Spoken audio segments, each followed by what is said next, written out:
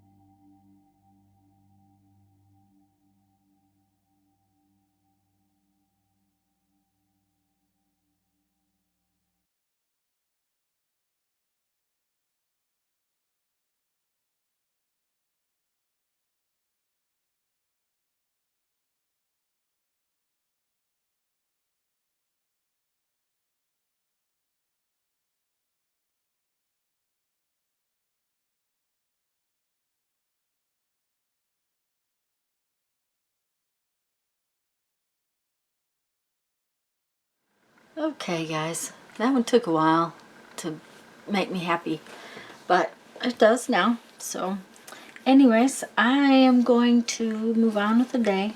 By the way, I really am liking having jelly printed on the deli paper. The deli paper is really nice to work with in collage, so that's a nice, it's a nice weight. It has some interesting texture to it, and I like. This happens to be lightweight paper from another report, but the deli paper and that paper both have the same lightweight and just characteristics, and it's really nice to work with that for collage. Anyways, I'm going to read a quote from 1001 Ways to Creativity and probably go fix dinner.